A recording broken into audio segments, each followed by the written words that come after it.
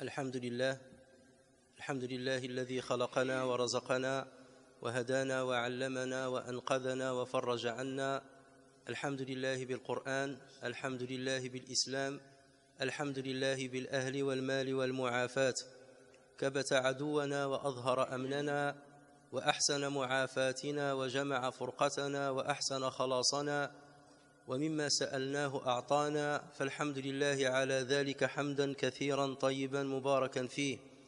الحمد لله على كل نعمة أنعم الله بها علينا في قديم أو حديث أو سر أو علانية أو خاصة أو عامة أو شاهد أو غائب أو حي أو ميت. الحمد لله حتى يرضى، والحمد لله إذا رضي، والحمد لله بعد الرضا. الحمد لله بالمحامد كلها، والحمد لله بالألسن كلها. اللهم لك الحمد كما ينبغي لجلال وجهك وعظيم سلطانك. رضينا بالله ربا وبالإسلام دينا وبمحمد صلى الله عليه وسلم نبيا ورسولا، وأشهد أن محمدا عبده ورسوله وصفيه من خلقه وخليله، أدى الأمانة وبلغ الرسالة ونصح الأمة وكشف الله به الغمة. فاللهم صل عليه وعلى آله وصحبه ومن سار على نهجه إلى يوم الدين. أما بعد، فإن أصدق الحديث كلام الله تعالى، وخير الهدي هدي نبينا محمد صلى الله عليه وسلم، وشر الأمور محدثاتها، وكل محدثة بدعة، وكل بدعة ضلالة. أجارني الله وإياكم من الضلال.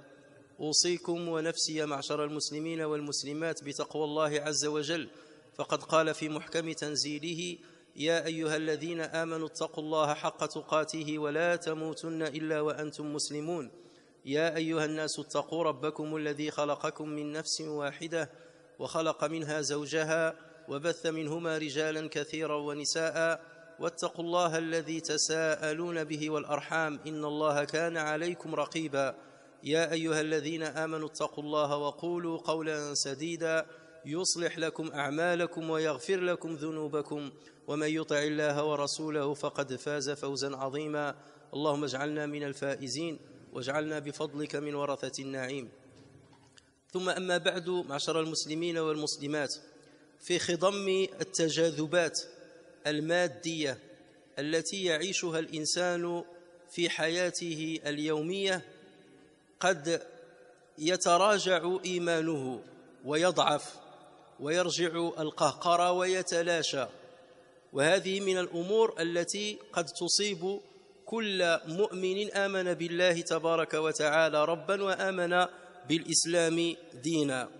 وهكذا يصير للعبد شيء من الفتور في إيمانه وفي تدينه، فتخبو شعلة إيمانه ويخفت ضوءها، فيقسو قلبه ويتراجع وازعه الديني، وقد يسقط في المعصية تلو المعصية، وفي الغفلة تلو الغفلة، وفي اللامبالاة.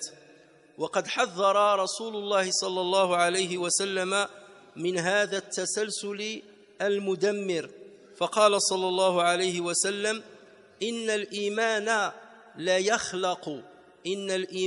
يخلق في جوف العبد أو في جوف أحدكم كما يخلق الثوب.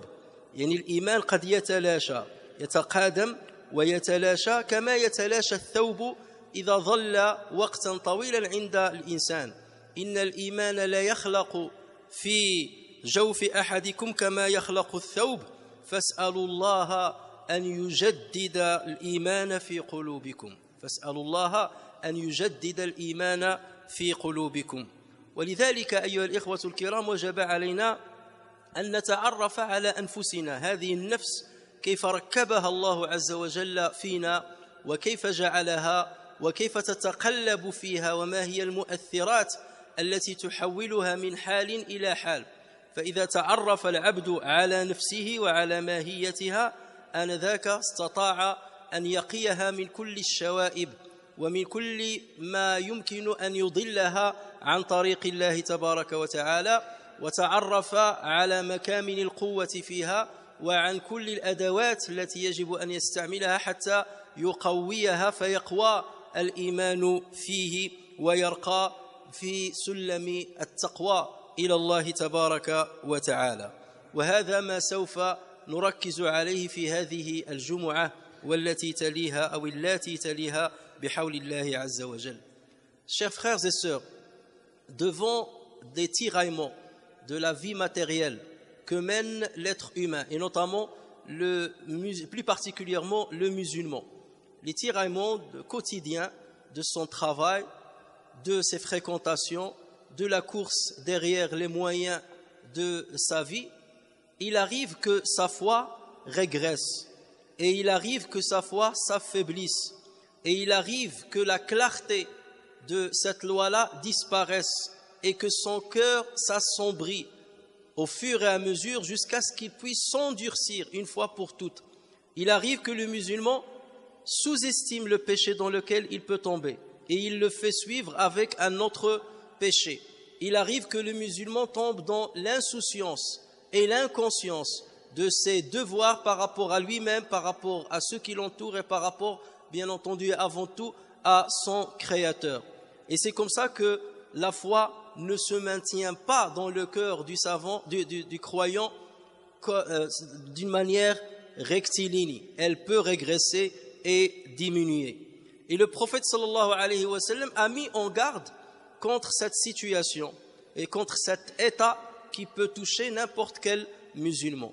C'est ainsi que le prophète sallallahu alayhi wa sallam a dit: la foi s'abîme dans la poitrine de l'un de vous comme le vêtement s'abîme. Lorsqu'on porte un vêtement longtemps, ce vêtement-là, il s'abîme. Si on ne prend pas soin de lui, si on ne le répare pas, s'il s'est déchiré, donc il risque de s'abîmer et de ne plus protéger comme il le faisait au départ. Donc la foi est à l'image de ce vêtement-là. Avec le temps, elle peut s'abîmer. Elle ne maintient plus la clarté et la force qu'elle avait au départ. La foi s'abîme dans la poitrine de l'un de vous comme le vêtement s'abîme. Ainsi, demandez à Allah de renouveler la foi dans vos cœurs. Demandez à Allah de renouveler la foi dans vos cœurs. Le prophète sallallahu alayhi wa sallam est en train de nous dire: celui qui est capable de maintenir cette foi à son summum, c'est Allah azza wa jal. Donc il faut le solliciter pour cela. Et pour le solliciter, il faut être conscient. Il faut être en perpétuel contact avec lui. Et voilà pourquoi nous devons, en tant que musulmans, avoir une connaissance très précise de notre âme, de la manière dont Allah Azza wa Jal nous a constitués, savoir quels sont les points positifs chez nous, les points de faiblesse dans nos âmes, afin de prévoir, ou bien afin de rejeter tout ce qui peut attaquer notre foi, et afin de chercher les outils et les moyens qui peuvent renforcer notre foi, afin qu'elle ne descende pas en dessous d'un certain seuil qui risque de nous faire balancer vers un égarement total. Et c'est ce que nous allons essayer donc de montrer et de détailler à travers ce prêche et ceux qui lui feront suite, en mettant un peu plus de lumière sur ce qu'est l'âme, sur ce qu'est nefs de l'être humain.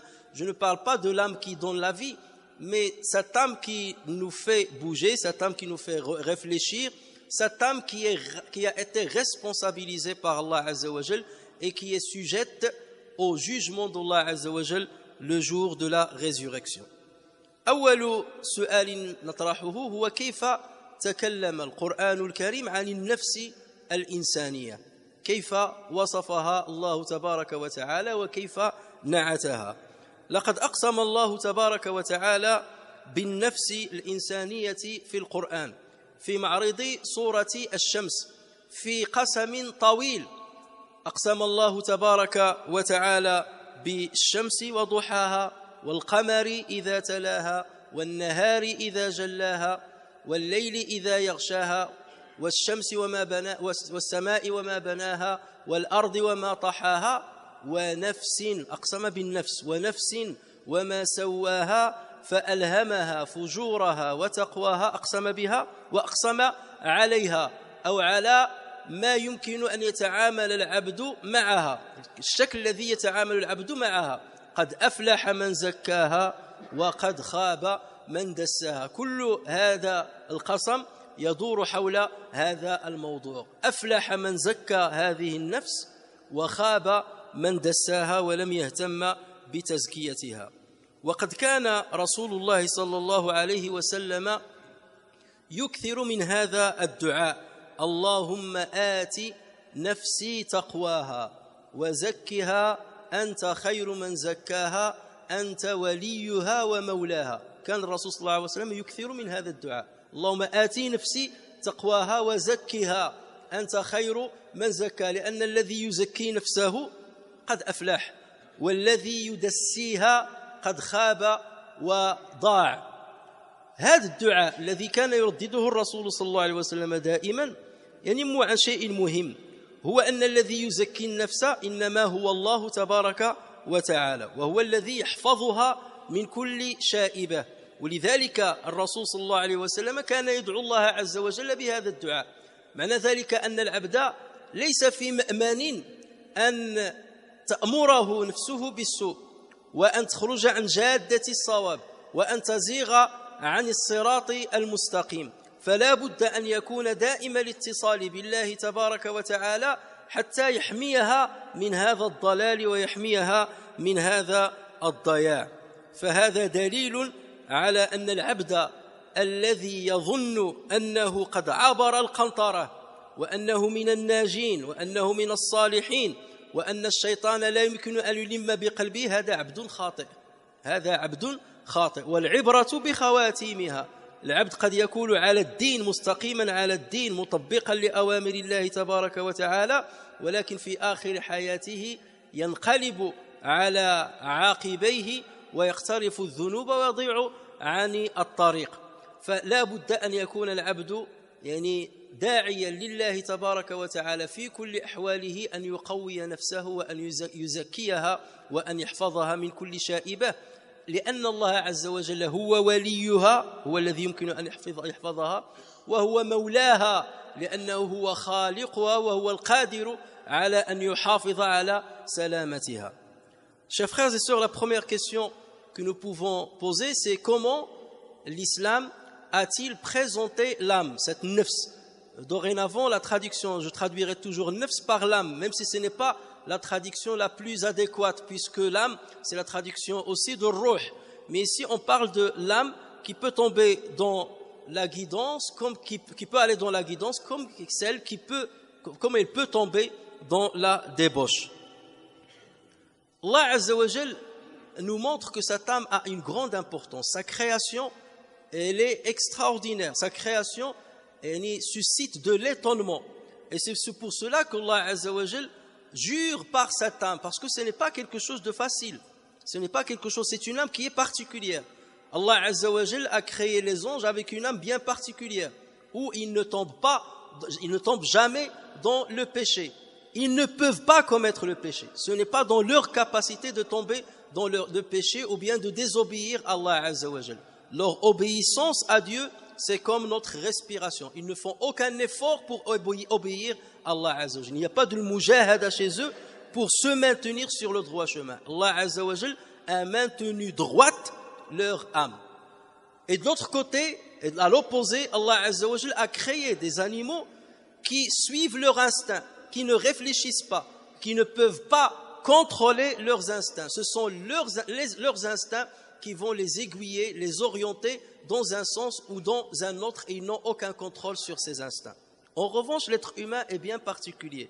Allah Azza wa Jal lui a donné cette âme-là, et il a la capacité de la faire pencher dans un sens ou dans un autre. Et c'est là où réside sa responsabilité. Parce qu'elle est importante, Allah Azza wa Jal jure par elle. Et il jure dans Surat Ash-Shams en disant: je jure par le soleil et par sa clarté, et par la lune et quand elle suit le soleil, et par le jour quand il l'éclaire, et par la nuit quand elle l'enveloppe, et par le ciel et celui qui l'a construit, et par la terre et celui qui l'a étendue, et par l'âme. Je jure par l'âme. Regardez, il a juré par des choses extraordinaires, la terre, le ciel, le soleil, et ensuite il a juré par l'âme, et celui qui l'a harmonieusement façonné, et lui a alors inspiré son immoralité, de même que sa piété. Et ensuite il dit, et le sujet ou l'objet de ce serment-là, c'est quoi? a réussi certes celui qui la purifie et est perdu celui qui la corrompt. Autrement dit, Allah Azza wa Jalla est en train de nous dire, j'ai donné à l'être humain la capacité de contrôler sa âme et de l'orienter. C'est lui qui est le maître de son âme. Et c'est là où il est responsable. Et c'est sur ce contrôle-là qui sera jugé le jour du jugement. Donc c'est quelque chose qui est extraordinaire et très important. Et le prophète sallallahu alayhi wa sallam ne cessait d'invoquer, de supplier Allah Azza wa Jalla en disant Allahumma ati nafsi taqwaha, Seigneur, accorde à mon âme sa piété et purifie-la. Seigneur, accorde à mon âme sa piété. Ati nafsi taqwaha wa zakkiha, purifie-la. Anta khayru man zakkaha, tu es le meilleur qui puisse la purifier. Anta waliyuha wa mawlaha, tu es son protecteur et tu es son maître. Tu es le protecteur de cette âme-là et tu es son maître parce que c'est toi qui l'as créé. Par cette invocation, le prophète sallallahu alayhi wa sallam est en train de nous dire, ne soyez jamais rassurés. Ne pensez jamais que parce que vous êtes dans le chemin de la guidance, que vous allez y rester jusqu'à la fin de votre vie. Ce n'est pas parce que vous êtes à un certain degré de foi, de certitude, que vous allez vous maintenir à ce degré-là. À n'importe quel moment, vous pouvez lâcher prise. À n'importe quel moment, votre âme peut vous jouer un tour et vous pouvez basculer dans l'égarement.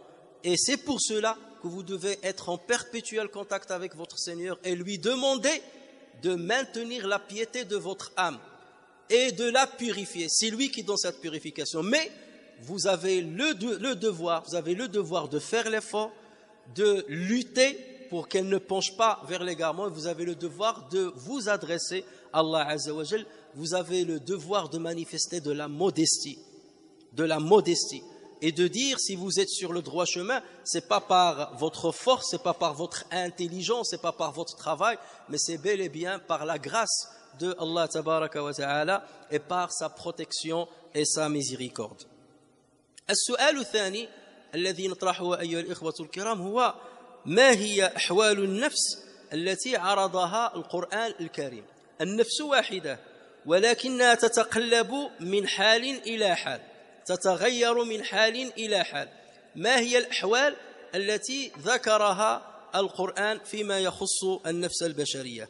لقد عرض القرآن الكريم ثلاث أحوال للنفس البشرية وجعل لكل حال نعتا به سميت تلك النفس.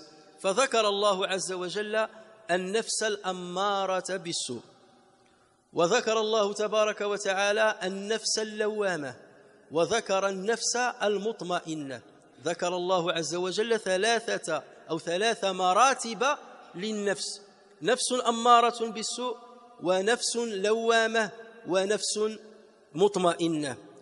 والنفس تتأرجح بين هذه المراتب الثلاث، وكل مرتبة تنم على قدر قوة الإيمان، على قدر معين للإيمان. وكأننا في سلم فيه درجات، أسفل ما في السلم هي النفس الأمارة بالسوء، وأعلى ما في السلم هي النفس المطمئنة، والنفس اللوامة توجد بين ذلك. ولكن أنفسنا أيها الإخوة الكرام لا تظل على مستوى واحد، بل تتأرجح، مرة هي لتحت، مرة في الفوق، مرة في الوسط، فهي تتأرجح دائما.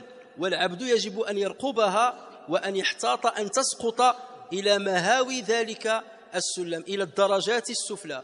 وهذه هي اليقظة التي نحتاجها في حياتنا التعبدية. ولذلك جعل الله عز وجل لنا وسائل كثيرة ومتنوعة حتى تظل رقابتنا لها مستمرة. الصلوات الخمس والصيام والصدقة وقراءة القرآن، كل هذه الأمور ما هي إلا أدوات حتى لا نترك تلك النفس تسقط إلى الأدراج السفلى من هذا السلم. Alors la question qu'on peut se poser après, chers frères et sœurs, c'est quels sont les états d'âme, les états de l'âme que Allah Azza wa Jal a cités dans le Coran. Il faut savoir que lorsqu'on lit le Coran, on va trouver qu'Allah Azza wa Jal a cité trois états, et pour chaque état il y a un qualificatif, et ces états ont été nommés par leur qualificatif. Ainsi Allah Azza wa Jal il parle de nafs al-ammara bissou. An-nafs al-ammara bissou. C'est l'âme incitatrice au mal, qui ne cesse d'inciter la personne à faire du mal. An-nafsu al-ammaratu bissou. Allah Azza wa Jal a parlé de nafs al-lawwama, l'âme blâmable, l'âme qui ne cesse de blâmer son propriétaire. Elle ne cesse de lui faire des blâmes sur ce qu'il commet comme péché ou sur son égarement, comme on va le voir. Et la troisième état, ou bien le troisième état de l'âme que Allah Azza wa Jal a cité, et par laquelle il a nommé cette âme-là, c'est l'âme apaisée. An-nafs al-mutma'inna, l'âme apaisée. Normalement, il ne s'agit que d'une seule âme. Chacun de nous n'a qu'une seule âme. Mais ça, ce sont trois états à travers lesquels l'âme peut passer. Et il faut savoir, c'est comme si Allah Azza wa Jal nous adressait une échelle. Le bas de cette échelle, c'est l'âme incitatrice au mal. Et le plus haut de cette échelle, c'est l'âme apaisée. Et entre les deux, il y a l'âme qui ne cesse de faire du blâme. Mais ce qu'il faut savoir, c'est que notre âme ne reste pas sur un seul état. Elle ne demeure pas sur un seul état. Elle peut changer d'un jour à l'autre, d'un moment à l'autre. Et notre rôle, c'est d'être vigilant, c'est de la guetter afin qu'elle ne descende pas au bas de cette échelle. Et Allah Azza wa Jal nous a donné des outils et des moyens pour la contrôler. Ces outils, ce sont la prière, c'est la lecture du Coran, c'est le jeûne, ce sont les adorations rituelles, l'arrivée à la mosquée, le bon compagnonnage. Tout ceci sont des outils qui nous permettent de ne pas laisser cette âme descendre vers le bas. Et c'est pour cela, lorsqu'on commence à se désintéresser de notre prière, à fréquenter les mauvaises personnes, à abandonner la lecture du Coran, à s'éloigner des mosquées, c'est comme ça que l'âme va descendre au plus bas de l'échelle. Allah Azza wa Jal nous a donné un arsenal d'armes pour maintenir cette âme vers le milieu ou vers les plus hauts degrés. Donc nous devons connaître ces états-là et chaque jour, l'être humain ou le musulman est censé se poser cette question. Mon âme, il est à quel niveau aujourd'hui?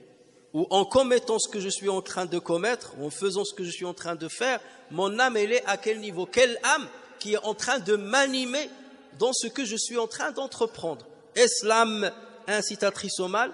Est-ce l'âme blâmable? Ou est-ce l'âme apaisée? النفس الأمارة بالسوء هذه هي المرتبة السفلى للنفس. عرض القرآن التعريف بهذه النفس على لسان امرأة العزيز في قصة سيدنا يوسف عليه السلام. ونعلم كلنا كيف سولت نفس هذه المرأة لها أن تراود فتاها عن نفسه وهو الذي تربى في حضنها. انظروا إلى أي مدى يمكن أن تضل النفس صاحبها. سولت لها أن تراود فتاها، شاب صغير كبر عندها ومع ذلك تراوده عن نفسه. وكيف سولت لها نفسها أن تنتقم منه، وكيف سولت لها أن تعترف بحبها وشغفها به أمام نسوة المدينة، وكيف سولت لها نفسها أن تنتقم منه وأن تفتري عليه، وكيف سولت لها نفسه أن تودعه السجن بضع سنين وهي تعلم علم اليقين أنها هي الجانية وأن هذا الشاب الطاهر هو البريء مما نسب له. ولما أفاقت امرأة العزيز من سبات شهوتها وخرجت من ظلمات ظلمها اعترفت بحقيقة أمرها فقالت وما أبرئ نفسي إن النفس لأمارة بالسوء إلا ما رحم ربي. وهذا الاعتراف أخذه الله عز وجل وجعله في القرآن الكريم خالدا إلى أن يرث الله الأرض ومن عليها حتى يجعله عبرة لنا، حتى يعرفنا بمكنون أنفسنا عبر ما اعترفت به هذه المرأة. انظروا إلى ما سولته لها نفسها وما وصلت إليه من ردى ومن ضلال ومن ظلم في حق هذا الشاب الذي تربى في حضنها. وهذا يبين لنا أيها الإخوة الكرام ما يمكن الرذالة التي يمكن أن تصل لها النفس البشرية. هذه أيها الإخوة الكرام هي النفس التي تأمر صاحبها بفعل كل رذيلة وتدفعه إلى المعصية إذ تسيطر عليها الدوافع الغريزية وتتمثل فيها الصفات الحيوانية وتبرز فيها الدوافع الشريرة فهي توجه صاحبها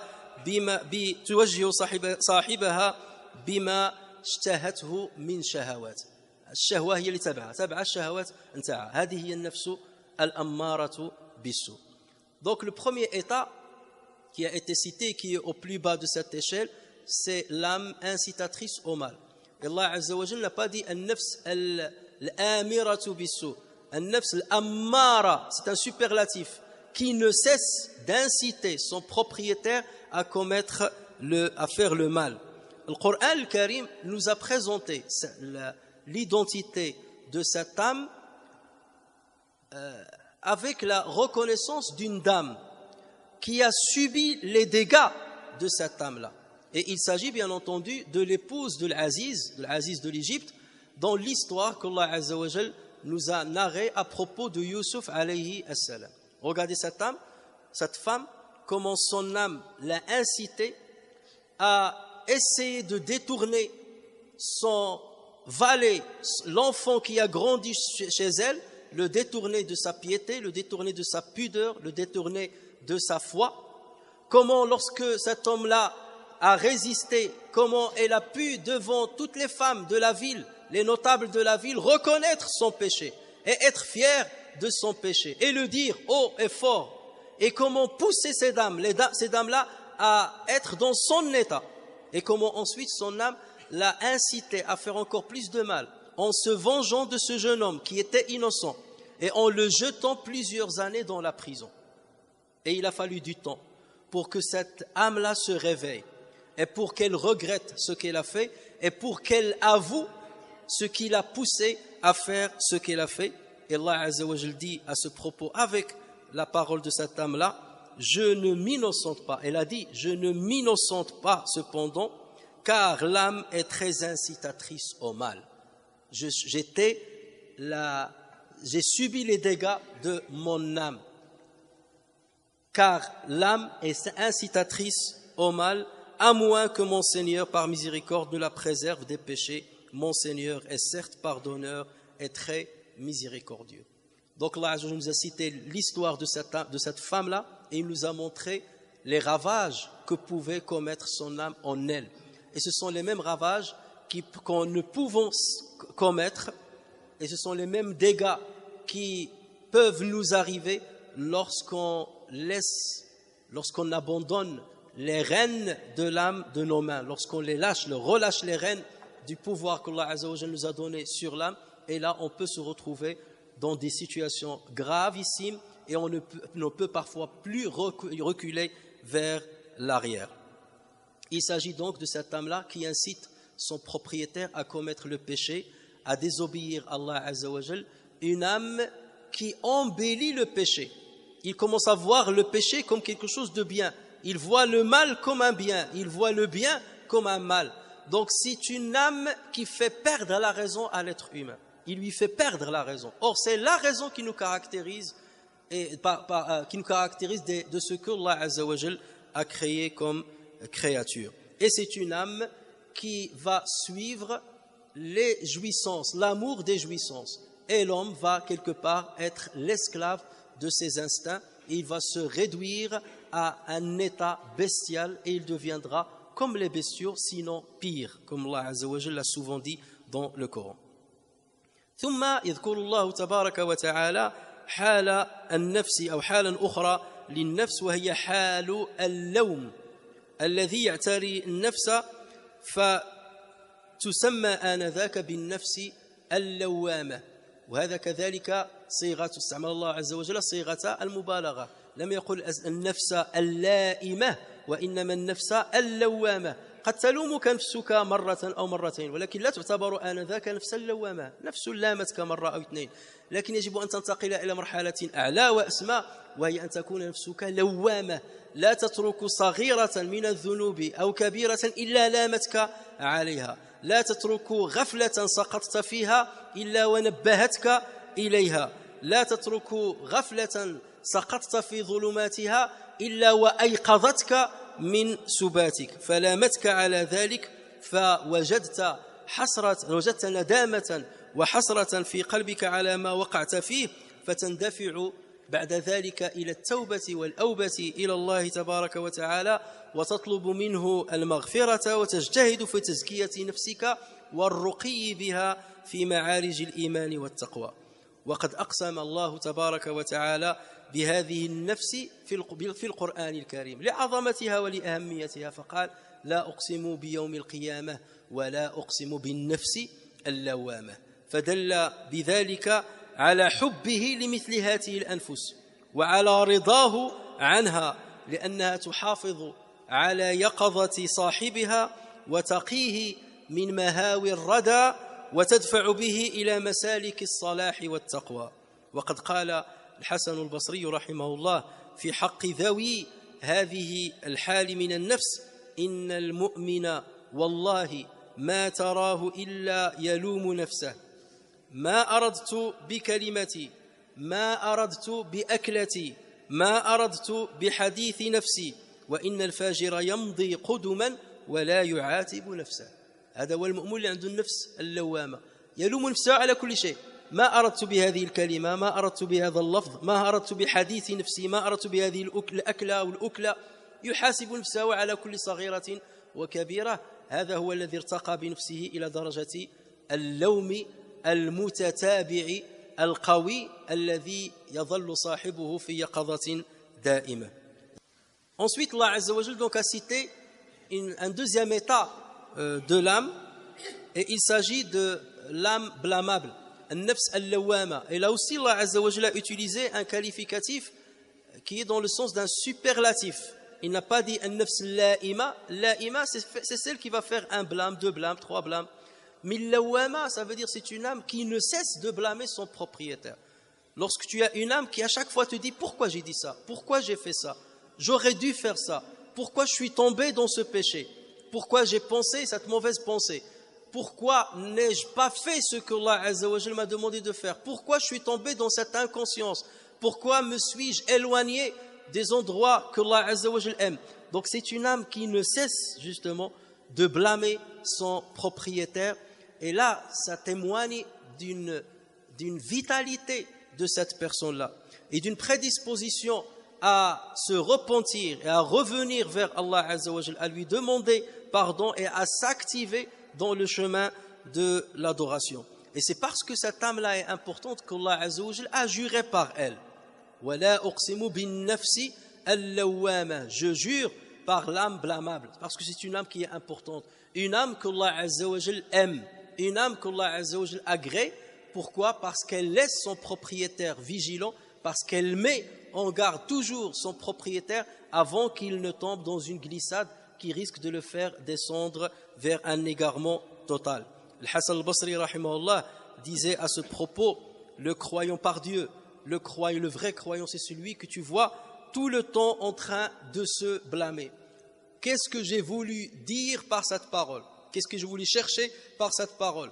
Qu'est-ce que j'ai voulu faire par cet acte? Qu'est-ce que j'ai voulu dire? Qu'est-ce que je recherche par cette inspiration? Alors que l'égaré, al-fajir, il fait ce qu'il veut faire sans penser, sans réfléchir, sans se poser de questions. Et il dit ce qu'il veut dire sans se poser de questions. Alors que le croyant, c'est quelqu'un qui met des filtres avant d'agir, des filtres avant de parler, des filtres avant de s'enrober par un état d'esprit particulier. ثم عرف الله عز وجل لنا أرفع حال للنفس الإنسانية ونعتها بالمطمئنة، وهي النفس التي رضيت بربها ورضيت عن ربها، رضيت بدينه، رضيت بقدره، رضيت بعطائه ورضيت بمنعه. هي النفس التي تعمق فيها الإيمان فغرس جذوره وآتى أكله فأثمر التقوى وأذعن الجوارح إلى أوامر ربها، فكان العبد في طاعة دائمة واستقامة لا اعوجاج فيها، وكان قلب العبد مطمئنا بذكر الله. الذين آمنوا وتطمئن قلوبهم بذكر الله، ألا بذكر الله تطمئن القلوب. فتجد عند صاحب هذه النفس سكينة واستقرارا يزول بهما القلق والانزعاج والاضطراب. تجد فيه سكينة، وهذه هي النفس أيها الإخوة الكرام، نفس الكبار، نفس الأنبياء ونفس الرسل. حين نرى سيدنا موسى لما قال له قومه إنا لمدركون قال كلا إن معي ربي سيهدين. نفس مطمئنة، إن معي، يعني الجنود حوله بعتادهم وسلاحهم وقوتهم، وهو راجل لا سلاح معه، ولكن معه سلاح الإيمان، سلاح الاطمئنان لقدر الله تبارك وتعالى. كلا إن معي ربي سيهدين. ثاني اثنين إذ هما في الغار إذ يقول لصاحبه لا تحزن إن الله معنا. أبو بكر يقول له يا رسول الله، يعني الواحد منهم إذا يعني مد بصره إلى رجليه لرآنا. لا تحزن إن الله معنا، اطمئنان القلب. وهذا هو الرقي، هذه النفس الرائقة السامية التي يجب أن نجاهد أنفسنا حتى نصل إلى حالها وإلى مستواها. وهذه هي النفس التي يخاطبها الله تبارك وتعالى في آخر أيامها حين يتوفاها، فيقول لها يا أيتها النفس المطمئنة ارجعي إلى ربك، ارجعي إلى قرب الله عز وجل.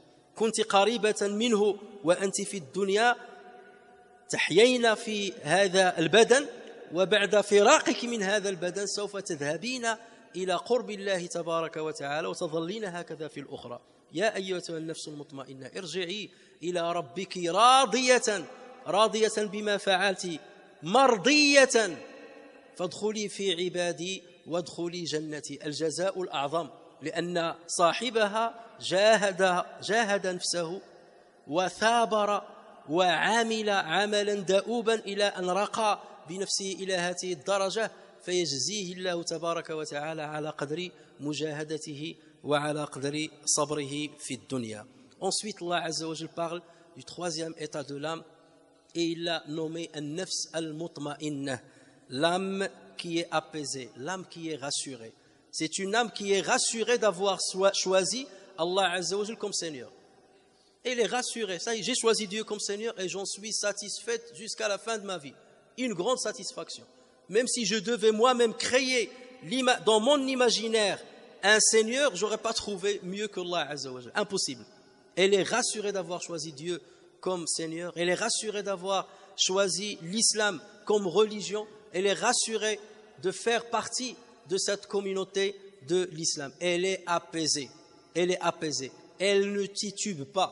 Elle se maintient dans une vraie rectitude. Même si parfois il lui arrive de fléchir un petit peu, mais elle revient aussitôt vers Allah tabaraka wa ta'ala. C'est une âme qui ne cesse d'obéir aux injonctions d'Allah tabaraka wa ta'ala, de s'éloigner de ce qu'il a interdit, d'être en perpétuel contact avec lui. C'est une âme qui a lutté, qui a fait le vrai jihad. C'est une âme qui a lutté.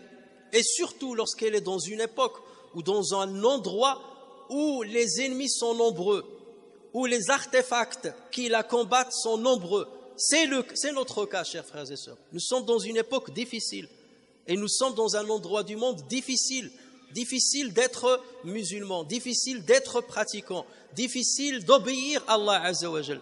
Donc il faut qu'il y ait une vraie lutte pour ne pas céder. Il faut qu'il y ait un vrai effort pour ne pas fléchir. Et Allah Azza wa Jal finit par donner la récompense à cette âme sur le travail qu'elle a accompli. Lorsque cette âme arrive à échéance, à son échéance, à sa fin, lorsqu'elle a usé du temps qu'Allah Azza wa Jal lui a imparti sur cette terre, Allah Azza wa Jal s'adresse à elle en lui disant « Ô toi âme apaisée, ya ayyatuha an-nafsul mutma'inna » Allah s'adresse à elle « Ô toi âme apaisée, retourne vers ton Seigneur, satisfaite et agréée, entre donc parmi mes serviteurs et entre dans mon paradis. » C'est à cela que nous devons arriver, chers frères et sœurs. C'est ce message-là auquel on doit aspirer, recevoir ce message à la fin de notre vie. Mais pour ce faire, il faut qu'il y ait une lutte. Pour ce faire, il faut qu'il y ait un effort. Pour ce faire, il faut qu'il y ait un travail. On ne peut pas être dans l'inconscience. On ne peut pas avoir une âme incitatrice au mal jusqu'à la fin de notre vie et espérer recevoir une parole, une si belle parole d'Allah tabaraka wa ta'ala. C'est l'effort, c'est selon ton effort que tu auras la chance d'entendre cette phrase-là, cette bonne nouvelle, ou d'entendre son contraire.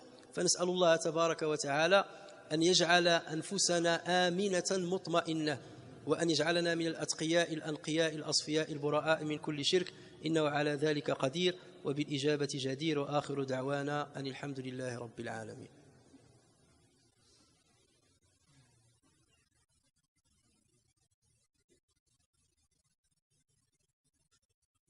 الحمد لله والصلاة والسلام على رسول الله وعلى آله وصحبه ومن والاه. معشر المسلمين والمسلمات، النفس البشرية حالها ككائن حي يتطور ويتغير، فقد تكون تارة أمارة بالسوء وتارة لوامة وتارة مطمئنة في يوم واحد بل في الساعة الواحدة.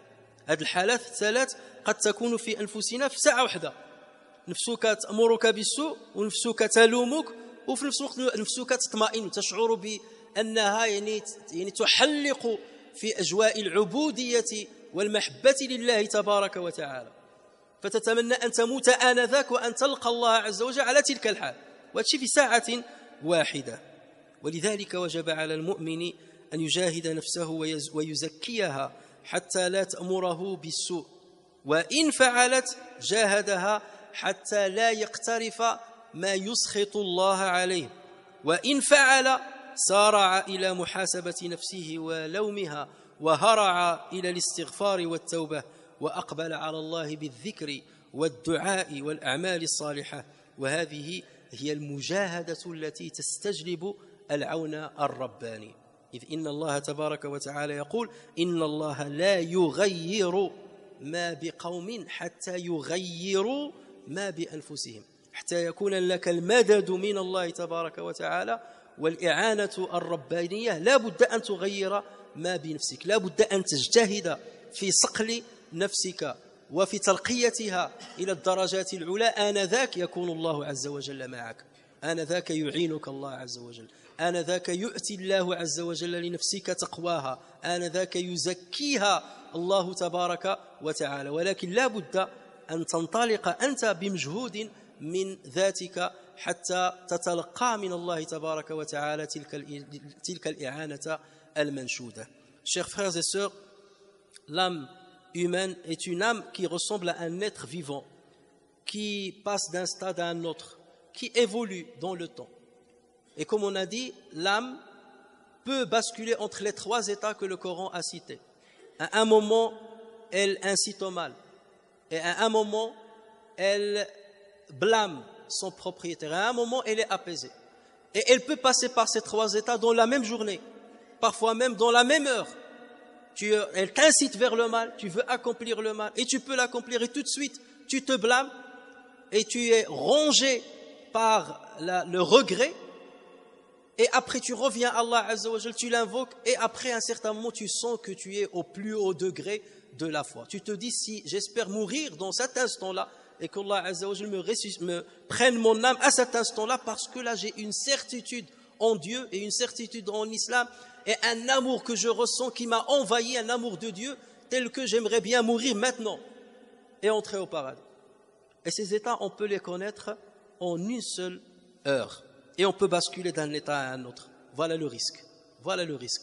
Et c'est pour cela que nous devons nous engager et entreprendre cette mujahada, cette lutte spirituelle, cette lutte adorative pour maintenir notre âme dans un degré, ne serait-ce qu'un degré moyen, qu'elle ne descende pas en dessous d'un certain seuil. Et même si notre âme nous incite à faire du mal, on essaie de la contrôler, on essaie de revenir rapidement vers Allah Azza wa Jal, mais à supposer qu'on tombe dans le mal, on revient tout de suite à Allah Azza wa Jal, on se repent, on lui demande pardon, et on essaie de s'engager dans un cycle continu d'adoration forte, et surtout des adorations surérogatoires, afin de se rapprocher d'Allah Azza wa Jal le plus possible.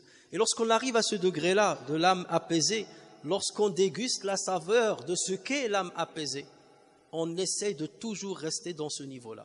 Lorsqu'on n'atteint pas ce niveau, on ne sait pas ce qu'on perd. On ne sait pas ce qu'on cherche. Mais lorsqu'on le trouve, on trouve ce niveau-là, et qu'on déguste sa saveur, on essaie toujours de s'activer pour se maintenir à ce niveau-là et ne jamais régresser. Tel est donc notre rôle dans notre existence. Lorsqu'Allah Azza wa Jalla dit الذي خلق الموت والحياة ليبلوكم أيكم أحسن عملا. C'est lui qui a créé la mort et la vie afin de vous éprouver lequel est le meilleur parmi vous dans les œuvres. C'est cette émulation dans laquelle nous devons nous engager, c'est ce travail continu dans lequel nous devons nous engager le restant de notre vie et ne jamais fléchir. Et on aura l'occasion de revenir à ce sujet la prochaine fois bi'idhnillahi azza wa jal. اللهم صل وسلم وبارك على سيدنا محمد وعلى آله وصحبه وسلم تسليما عدد خلقك ورضا نفسك وزينة عرشك ومداد كلماتك. اللهم اغفر لنا وارحمنا وعافنا واعف عنا واجبرنا يا أرحم الراحمين. اللهم وفقنا لعمل الخير وخير العمل واجعلنا من الأتقياء الأنقياء الأصفياء البراء من كل شرك. اللهم آت نفوسنا تقواها وزكها أنت خير من زكاها أنت وليها ومولاها. اللهم احفظنا بحفظك الجميل. اللهم إنا نسألك رضاك والجنة ونعوذ من سخطك والنار. اللهم افتح لنا بابك ويسر لنا أسبابك وقنا خزيك وعذابك واكتب لنا ثوابك يا أرحم الراحمين. اللهم لا تدع في مقامنا هذا ذنبا إلا غفرته ولا هما إلا فرجته ولا كربا إلا نفسته ولا ضالا إلا هديته ولا مبتلا إلا عافيته ولا مريضا إلا شفيته ولا ميتا إلا رحمته ولا حاجة من حوائج الدنيا والآخرة هي لك رضا ولنا فيها صلاح إلا قضيتها لنا برحمتك يا أرحم الراحمين يا رب العالمين. اللهم أبرم لأمة الإسلام أمر رشد يعز فيه أهل طاعتك ويذل فيه أهل معصيتك. اللهم ارفع رايتك يا أرحم الراحمين. اللهم وحد صفوفنا يا أكرم الأكرمين وارفع رايتنا يا أكرم الأكرمين. اللهم اجعل يومنا خيرا من أمسنا واجعل غدنا خيرا من يومنا. اللهم أبرم لأمة الإسلام أمر رشد يعز فيه أهل طاعتك ويذل فيه أهل معصيتك يا أرحم الراحمين يا رب العالمين. وصل اللهم وسلم وبارك على المصطفى الأمين وعلى خلفائه وأهل بيته الطاهرين المطهرين برحمتك وجودك يا أكرم مسؤول وخير مأمول. سبحان ربك رب العزة عما يصفون وسلام على المرسلين والحمد لله رب العالمين.